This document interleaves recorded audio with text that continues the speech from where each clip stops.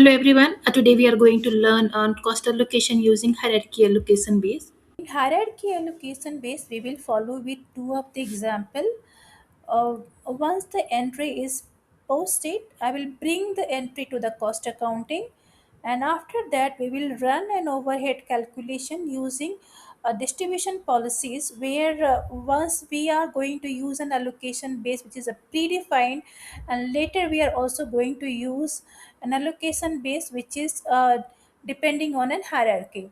So suppose I am done with one of the journal posting which is 600 350, and once the journal is posted, you are supposed to check all the details like each one by one. I am using a cost accounting ledger which is named by demo May 26. The first thing is that cost element is we know that it is actually list of all the accounts in the GL. So there you must be having the account where you do a posting. You verify the fiscal year currency remaining all the data as well. Once the data is verified, what you can do that you can also click and view the hierarchy. So just click on the dimension hierarchy. You can actually just come from here and click on the dimension hierarchy.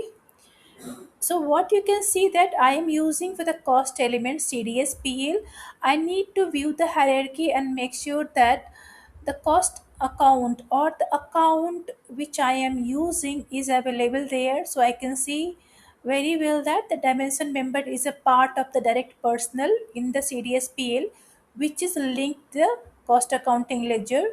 Second is the organization which I am going to use at the moment when I am allocating it. So I need to make sure the cost centers are available there, and you can click on the hierarchy and verify that the hierarchy what we are following, that within an organization we have defined as a CEO, CO, CFO and CIO, and every node you can see here actually is having another subnodes, like we have sales, we have HR, and you can see the cost centers actually the dimension members are linked there. So initial distribution when we are doing for the cost which is a 600 350 account, from this when you allocate 1000, and when you are not using a dimension hierarchy and just allocating it, so all the cost centers it will be allocated wherever you have defined the statistical dimension. So when I say likewise, let me take you to one of the example. So as I said that suppose if I am not using this, and then if I am going to allocate it, this will allocate depending on the predefined dimension member allocation basis. So my predefined allocation basis where I say that in the cost center 008 the magnitude is 2, in the 10 it is 3. So you basically are going to allocate to all the cost centers which is here, which is 8, 9, 10, 11, 12, all the cost center. It will be allocated when you are not using a hierarchy allocation base. So whichever cost center is part of that, it will be allocated. Suppose if it is not part of your allocation base, there won't be any allocation there. So let us go ahead and work on this first. So when my journal is posting is done, I am going to bring this journal now to cost accounting. So suppose if you have verified all the details, I just click on the actual version. I will do the source data processing and I'll process the GL. Make sure that period selection is correct. Once you click on the GL and you can see the GL entry, click on the journal entry and I can see that a 1000 credit amount which is on this account has come. Go back there, and then you can also process the statistical measure for the same period. This brings the entire statistical measure, like this is going to bring the data here.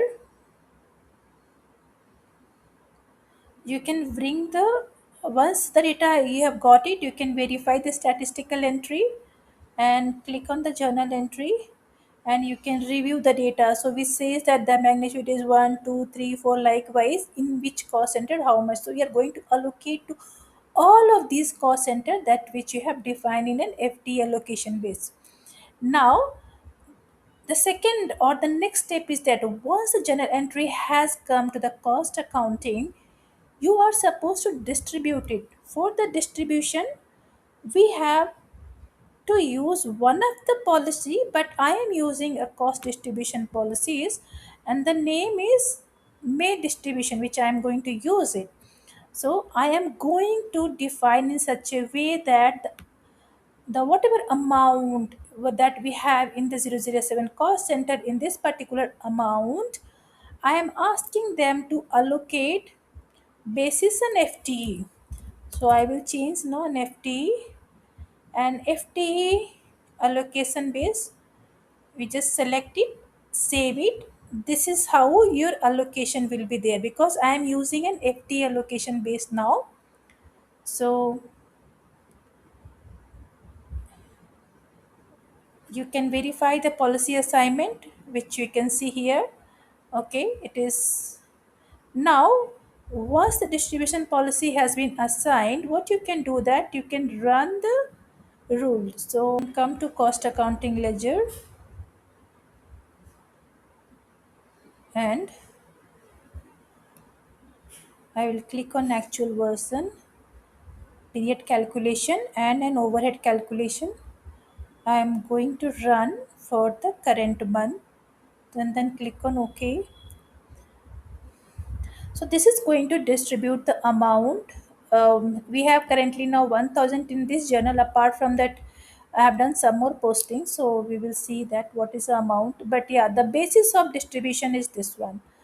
So let us go there and review that. So once you see that the operation is completed here, I can review the last calculation journal. And since we are following the distribution policy, I'll go with this and verify the journal entry. So what you can see that this is an account from where I'm going to distribute, right?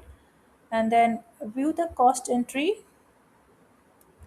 So as I told you, the balance amount, so what you can say that the balance amount whatever we have, though my posting is here 1000, I will actually have already a debit balance of 100. So what it does that it will basically allocate the balance amount. So whatever balance amount is there, the entire amount from this account and to the cost center 007, it will be allocated on the basis or the magnitude of these one. So once it is done, next what you can do that you can go back again, and now I want to change the policies. So in spite of an FTE, now I'm saying that I don't want to allocate to the entire FTE. Instead, I want to go within hierarchy basis. So when you say you want to go within hierarchy basis, basically just review this. When I am into dimension hierarchy and when I'm actually following this hierarchy, I am saying that do not allocate to all the cost center. Instead, you allocate to one of the node, like no, and then you allocate only to the cost center which is there. So you have to define again an hierarchy allocation base. So the previous allocation what we have done is a predefined. Now I'm going to use for the same allocation which is at 900 amount from the account basis the hierarchy allocation.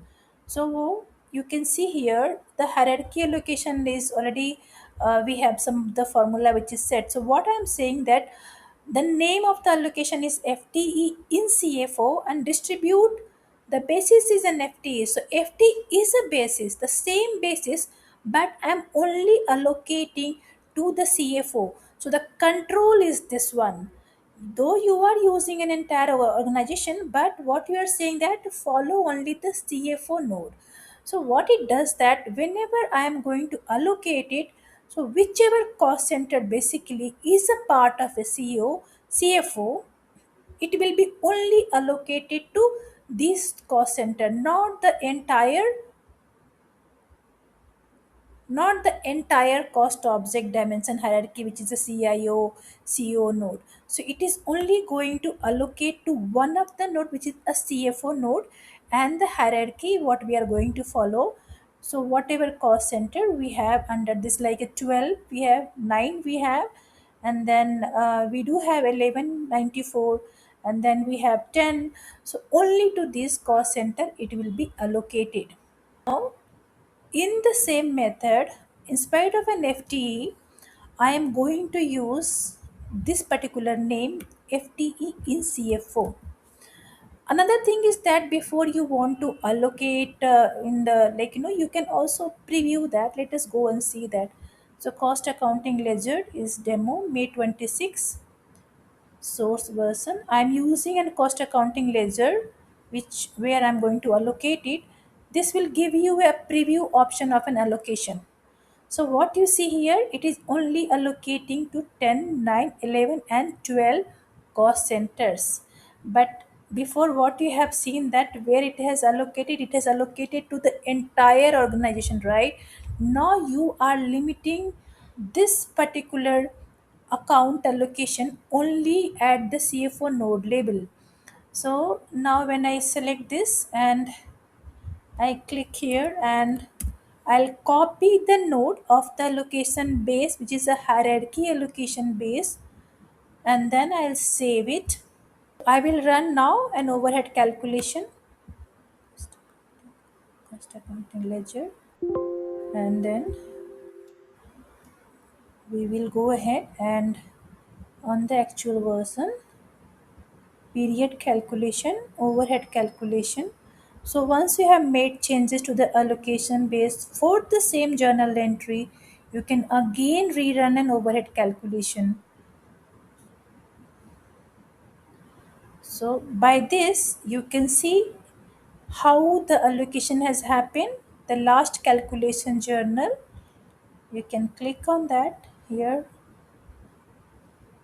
This is the payroll allocation journal where I am doing an allocation, and what you can see, it is only allocating to a cost center 9, 10, 11, and 12, which is basically a part of the CFO. So what you have seen, that when you do an allocation from the predefined allocation base, it has allocated to the entire cost center, whichever actually is a part of that no allocation basis. But now I am limiting only to one of the node.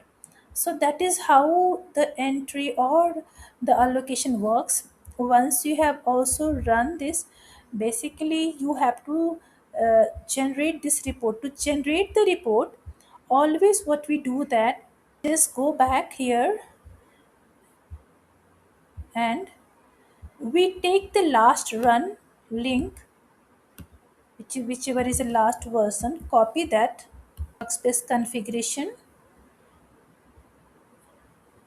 assign a calculation record. So delete the current period, or else no, maybe, or else you can override this particular formula with the latest overhead calculation, else it will not update, and then save it, and then you run a cost control workspace. So once you run a cost control workspace, as per the formula, what you know, that since it is an organization label, you see the entire transaction, and we also know that the 900 was a cost, right, in this particular account which got allocated, right? But it will not give you an entire, like, detail on which cost center what is an amount. The reason is that whenever we see a report, we see at an organization label, but we all know that the allocation has happened, and allocation has happened to a cost center 0, 9, 11, and 12. So 11 and 12 is the same cost center, it has been allocated. And then, so what you can do, that you can just come here and you can select 011, just to see that. You can see it is under CFO node, click on OK. So the moment you click here, you will be able to see an allocation.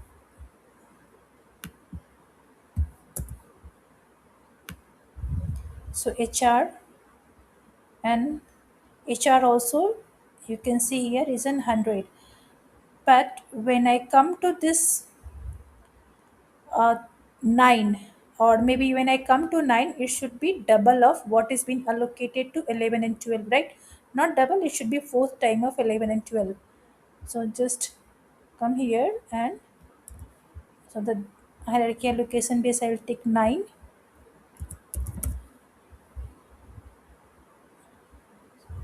take 9. So what you say that 400, which is fourth time of the whatever is been allocated to the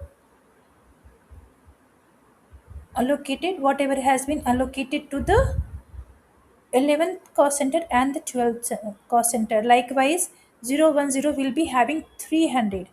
So just verify this again.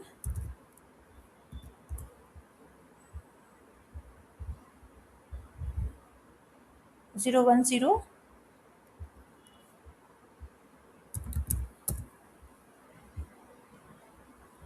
So what you see here is a 300. So likewise, we have learned a process of allocation where how to limit or how to control an allocation only to some of the labels, like depending on our organization label. So we have seen like a journal entry posting. We have also reviewed the cost entry using predefined allocation base.